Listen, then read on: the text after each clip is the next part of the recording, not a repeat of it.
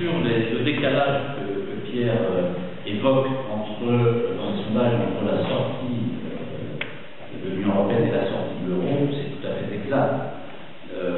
Il y a moins de gens qui sont favorables à la sortie de l'euro qu'il y en a pour la sortie de l'Union européenne. Oui, ça c'est retranscrit par un certain nombre d'enquêtes d'opinion, de quelques éléments. L'Eurobaromètre de la Commission européenne de juillet 2013, par exemple, résultats les plus positifs de l'Union européenne, euro 24% seulement. C'est-à-dire que l'euro est extrêmement minoritaire et perçu comme un acquis de l'Union européenne par moins d'un quart des personnes qui ont répondu. Parce que si on ajoute celles qui ne veulent pas répondre, c'est beaucoup plus faible. Donc c'est une première implication. Ensuite, la même enquête pose la question suivante. Est-ce que vous êtes en faveur d'un soutien d'une union, êtes-vous pour une union économique et monétaire européenne avec une seule monnaie, l'euro? Ça, c'est un sondage qui s'applique sur 34 pays. Les 28 plus les candidats à l'entrée de l'Union européenne. Et donc, ceux qui sont pour une union économique et monétaire avec une seule monnaie, l'euro, sont 51%. Pour 51%. Seulement, c'est à peine la majorité. Et le record, c'était 63% au printemps 2007, juste avant la crise. Les contre, c'est 42%. C'est-à-dire que dans quelques mois, les contre seront majoritaires. Et quand on regarde d'ailleurs par pays maintenant, en France, les pour sont 62% et les contre 33%. C'est-à-dire que dans cette étude, il y a un tiers des personnes interrogées qui sont pour la sortie de l'euro. En Belgique, c'est 23% pour la sortie de l'euro seulement, mais c'est déjà énorme compte tenu de la pression institutionnelle sur les Belges.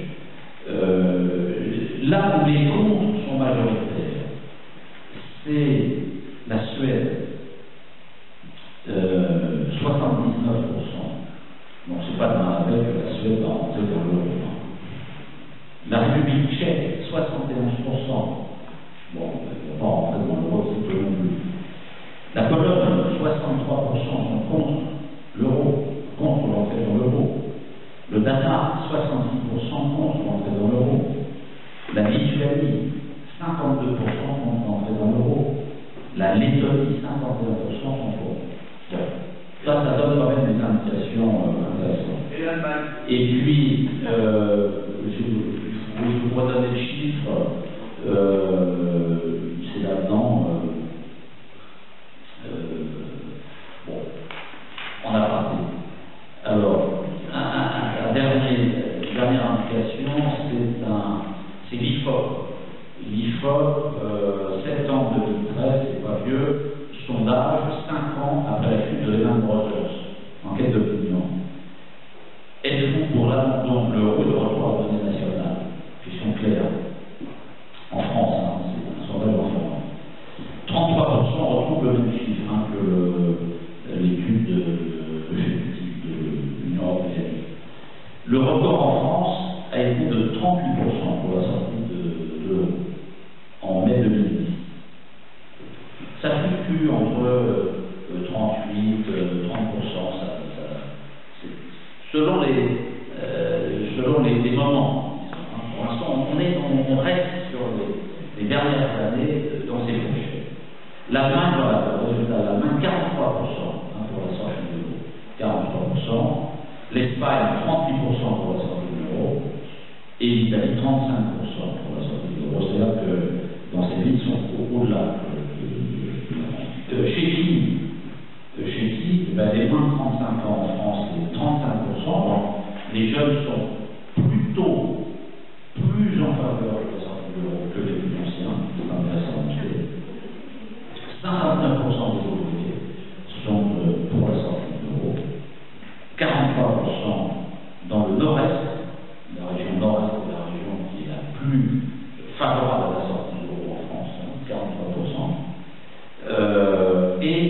35% des sympathisants du front de gauche.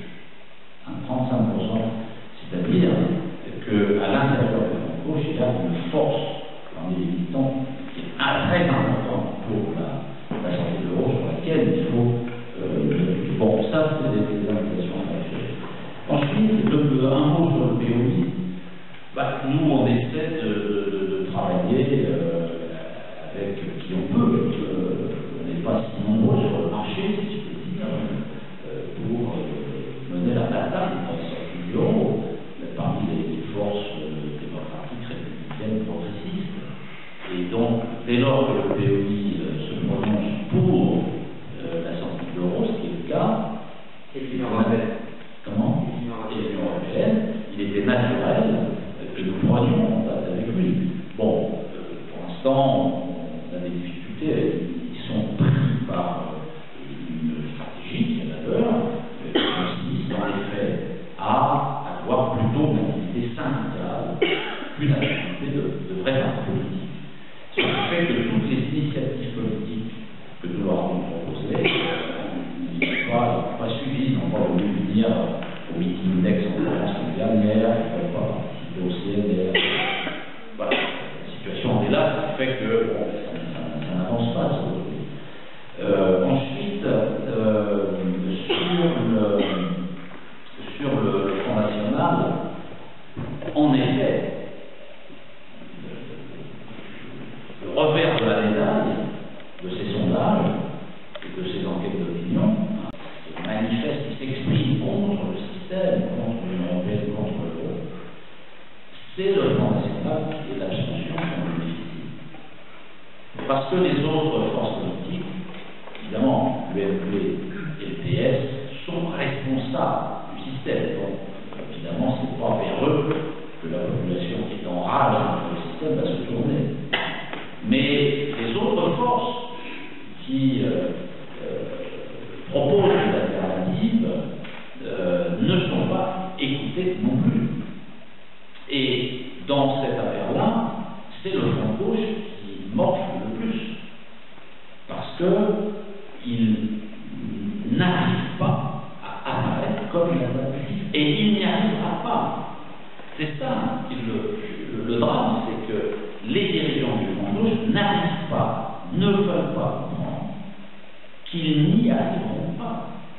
Pourquoi ils n'y arriveront pas? Parce que leur position sur l'Union européenne et l'euro est en contradiction totale avec les aspirations montantes de la population, principalement dans les catégories populaires, chez les ouvriers et chez les employés. C'est pas compliqué à comprendre quand même. Mais ils comprennent. Donc ils entraînent la population dans une impasse. D'où la nécessité pour le PEC de développer son propre courant politique en travaillant, en continuant, en travaillant à travailler les électeurs du front gauche et d'autres. Mais nous devons vivre notre vie parce qu'ils vont nous entraîner avec eux sinon, dans le trou. C'est vers cela qu'il se dirige. Regardez les résultats calamiteux des élections partielles de ces 2 dernières années, enfin, ces 18 derniers mois. C'est minable. Ils ne peuvent pas s'en sortir. Voilà. C'est ça le problème, et ils ne veulent pas s'en sortir. C'est ça le plus compliqué dans l'affaire. Alors, le Front National, c'est d'autant plus pathétique cette histoire que le Front National ne veut pas sortir de l'euro. Ça, c'est tout à fait important. Moi, je vous conseille de toujours avoir quelques traces du Front National sur vous.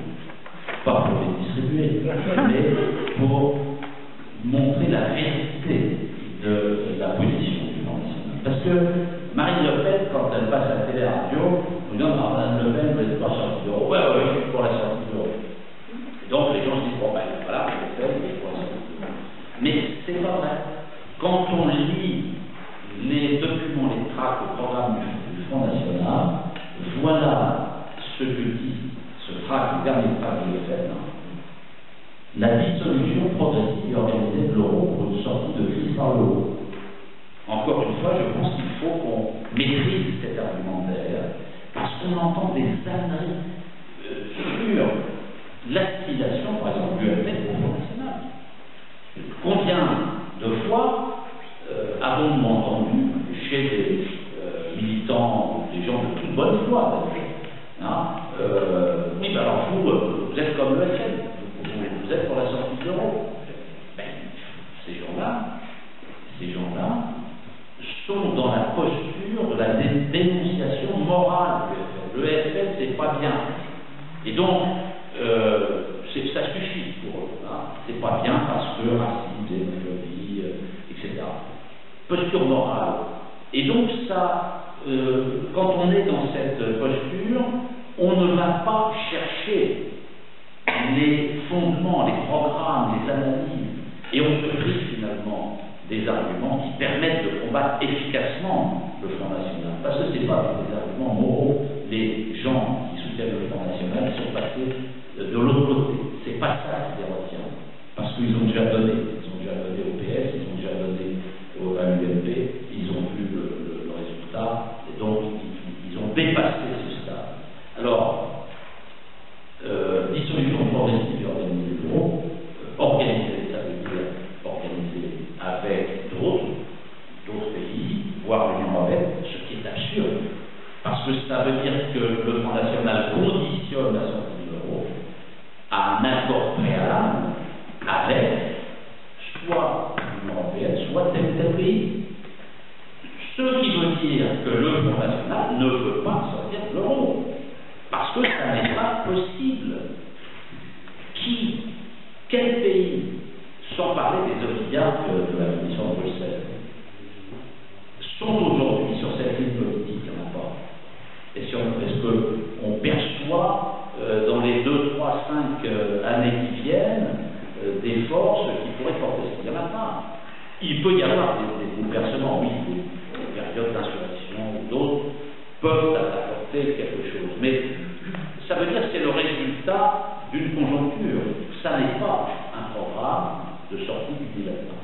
Donc, le Front National, il faut être clair, connaître son programme pour argumenter correctement et ne pas rattacher des âneries comme certains nous disent par rapport au Front National, sachant que les médias, le PS en particulier, font tout pour donner au Front National le monopole de l'idée de la sortie de l'euro, de façon à plomber tous ceux qui sont pour la sortie de l'euro assimilés au Front National. Voilà, c'est une opération assez simple à démonter, mais qui marche pour les gens qui ne sont pas prêts.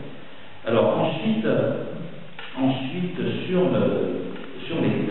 l'aspect institutionnel de l'Union européenne, et je ferai le lien avec la question des firmes nationales, parce que évidemment tout le système est fondé sur les valeurs et les intérêts des classes dirigeantes. Quand nous on parle des classes possédantes, quand nous parlons des classes possédantes, de quoi on parle? Qu'est-ce qu'elles possèdent, ces classes? Elles possèdent des moyens de production, des champs, des communications. Qu'est-ce que c'est ces moyens de production des champs de communication? Ce sont les firmes nationales, dont les banques, compagnies d'assurance, institutions financières diverses, et ça, les classes possédantes.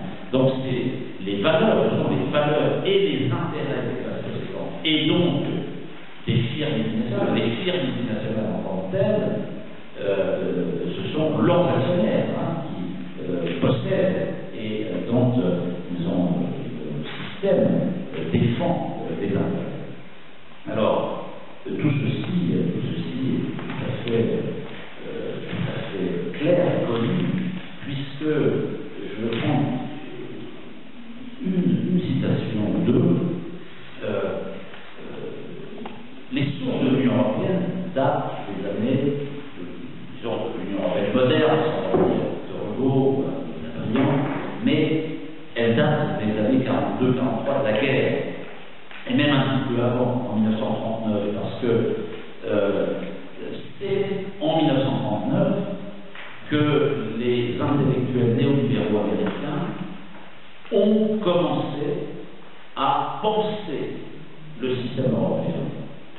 Pourquoi ils se sont mis à penser le système européen? Parce qu'il y avait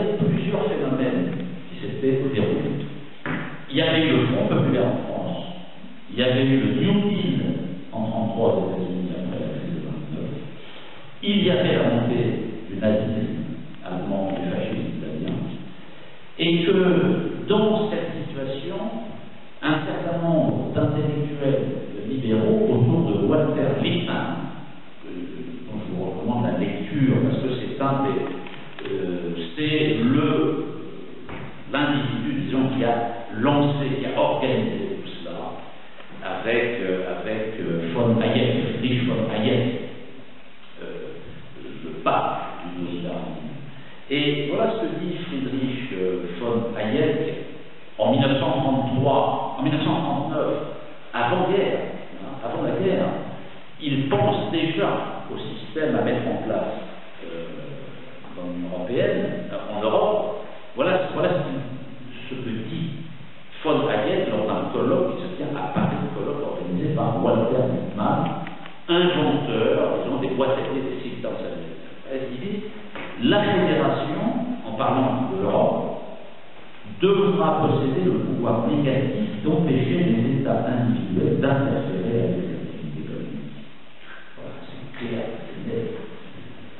Voilà. En quelques mots, on voit qu'il y avait le but, c'est-à-dire priver les parlements et les exécutifs de tout pouvoir sur l'économie pour laisser les firmes multinationales libres de faire ce qu'elles veulent.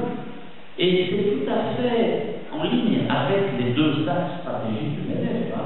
Le premier axe stratégique du MEDEF il y a quelques années, c'était la refondation sociale, si vous vous rappelez. Qu'est-ce que c'était la refondation sociale du MEDEF?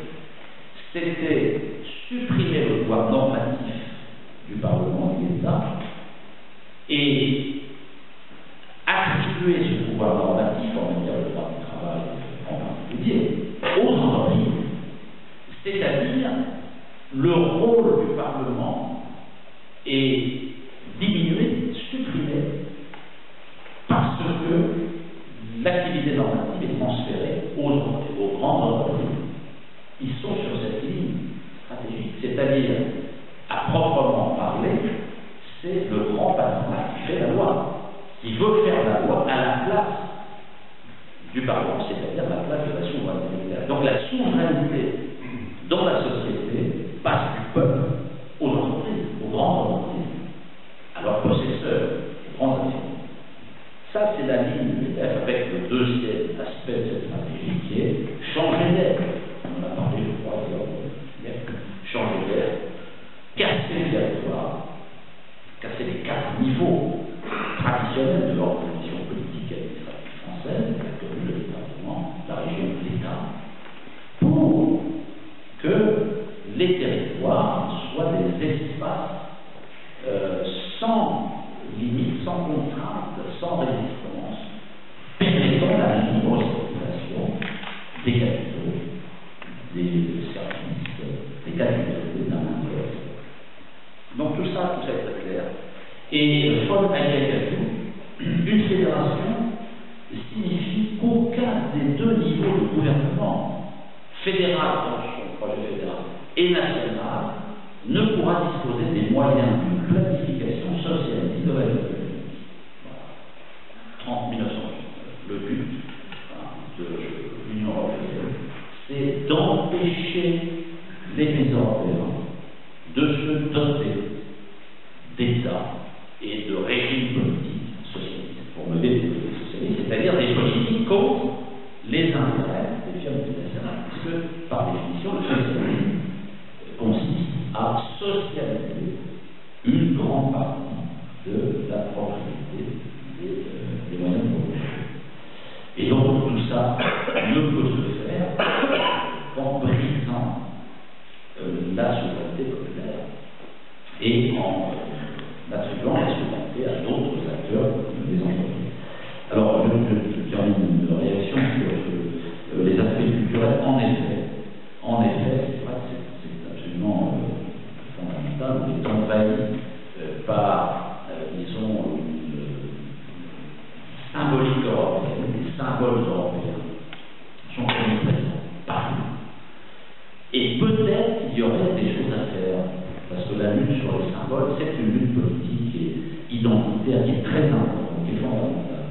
Et peut-être qu'on est peut-être en retard là-dessus. Moi, je sais que personnellement, ça ne me dérangerait pas du tout de brûler de temps à autre des drapeaux européens, ici ou là, ou de descendre des drapeaux. C'est vrai que je crois que Clément, tu citais sur le drapeau européen sur l'opéra.